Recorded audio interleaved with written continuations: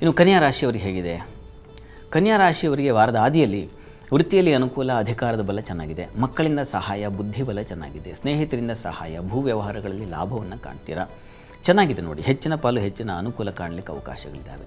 ವೃತ್ತಿಯಲ್ಲಂತೂ ಅಧಿಕಾರ, ಬಲ ಮತ್ತು ಛಾತಿ ಅಂದರೆ ಆ ಶಕ್ತಿ, ಅದು ನಿಭಾಯಿಸುವ ಶಕ್ತಿ ಇದೆಯಲ್ಲ, ಅದು ತುಂಬ ಚೆನ್ನಾಗಿರುತ್ತದೆ. ಬೌದ್ಧಿಕವಾಗಿ ಜಾಣ್ಮೆಯಿಂದ ಕಾರ್ಯಗಳನ್ನು ನಿಭಾಯಿಸುವ ಕೌಶಲ್ಯ ಅಂತೀವಲ್ಲ, ಅದು ತುಂಬ ಚೆನ್ನಾಗಿರ್ತದೆ ಕನ್ಯಾ ರಾಶಿಯವರಿಗೆ ಕೆಲಸಗಳಲ್ಲಿ. ಹೀಗಾಗಿ ನಿಮಗೆ ಕೆಲಸದ ವಿಚಾರದಲ್ಲಿ ನಿಮ್ಗೆ ಯಾರೂ ಬೆರಳು ಮಾಡಿ ತೋರಿಸಲ್ಲ, ಅಷ್ಟು ಚೆನ್ನಾಗಿದೆ, ತುಂಬ ಚೆನ್ನಾಗಿದೆ. ಸರ್ಕಾರಿ ವಲಯದಲ್ಲಿ ಇರ್ತಕ್ಕಂಥವ್ರಿಗಷ್ಟೇ ತುಂಬ ಚೆನ್ನಾಗಿದೆ, ಹೆಚ್ಚಿನ ಅನುಕೂಲಗಳು ಉಂಟಾಗ್ತಕ್ಕಂಥದ್ದು. ಇನ್ನು ವಾರದ ಅಂತ್ಯ ಭಾಗ ಗಮನಿಸೋಣ. ವಾರಾಂತ್ಯದಲ್ಲಿ ನಿಮಗೆ ರವಿ ಬದಲಾವಣೆ ಇತ್ಯಾದಿ ಗಮನಿಸಿಕೊಂಡಾಗ ಸರ್ಕಾರಿ ವಲಯದವರಿಗೆ ವಿಶೇಷ ಲಾಭ ಇದೆ.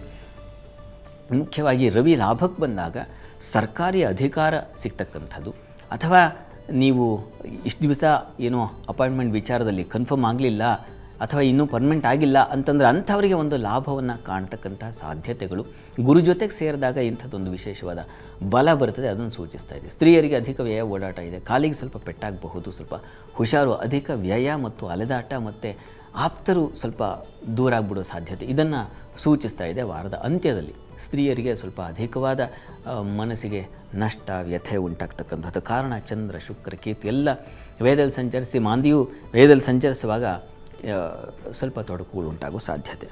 ಆದರೆ ನಿಮಗೆ ವಿಶೇಷ ಬಲ ಏನಪ್ಪ ಅಂದರೆ ಗುರು ಲಾಭದಲ್ಲಿ ಇರ್ತಕ್ಕಂಥದ್ದು, ಜನ್ಮಾಧಿಪತಿ ಬುಧ ಕರ್ಮಸ್ಥಾನದಲ್ಲಿ ಇರ್ತಕ್ಕಂಥದ್ದು. ಹೀಗಾಗಿ ಅಧಿಕಾರಕ್ಕೆ, ಕೆಲಸಕ್ಕೆ, ಕಾರ್ಯಗಳಿಗೆ, ಲಾಭಕ್ಕೆ ಇದು ಯಾವುದಕ್ಕೂ ತೊಂದರೆ ಉಂಟಾಗುತ್ತಿಲ್ಲ, ಯೋಚನೆ ಮಾಡಬೇಡಿ.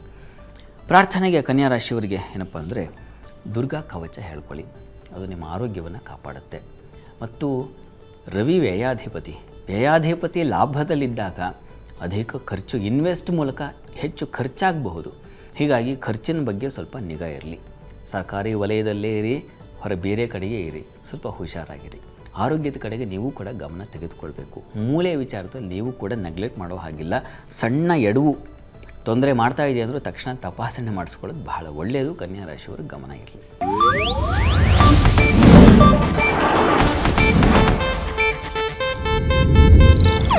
ಇದು ಏಷ್ಯಾನೆಟ್ ನ್ಯೂಸ್ ನೆಟ್ವರ್ಕ್ ಪ್ರಸ್ತುತಿ.